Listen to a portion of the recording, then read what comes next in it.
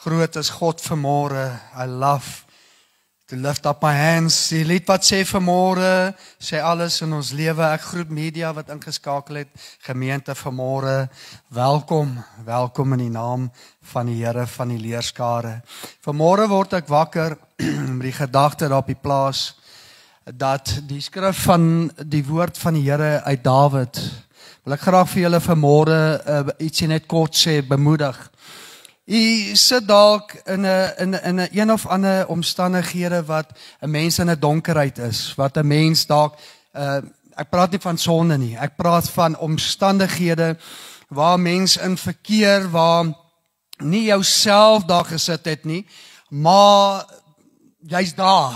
'n Mens verwyd baie keer maar mekaar en alles en dan sit maar onsself, maar dis nie waaroor dit gaan nie. Waaroor dit gaan vanmôre is ek word wakker. En duidelik sê die stem van die Here my deur die Heilige Gees oor Psalm 27 vers 1 tot 14, waar hy sê dat die Here is my lig en hy is my toevlug. Hy sê al kom die vyand nader, broer en suster, vriende, ek wil julle bemoedig, hulle gaan nader kom. Want sover wat ons die Here dien en hier vir hom crucified groter en groter en groter word.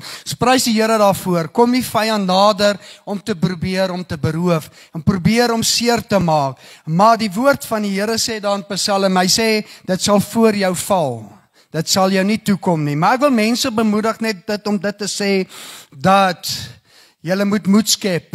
Want jy weet wat, terwyl ek so dink, 'n mens is partykeer in hierdie omstandighede, jy's in 'n donker tonnel. Maar jy weet wat, gaan net daardeur, moenie lê nie. Want daar deur hierdie tonnel is daar 'n wit liggie. En soos wat daai liggie beweeg, en beweeg hy nader, en hoe jy nader aan hy lig kom, word hy al hoe groter en groter en groter. Hoe groter hy word, so is die uitkomste. En ek spreek dit oor hierdie gemeente, en ek spreek dit oor die medekykers, vir almal van jonk en oud, wat ook al die besoek is vanmôre. Mag God dit seën vanmôre.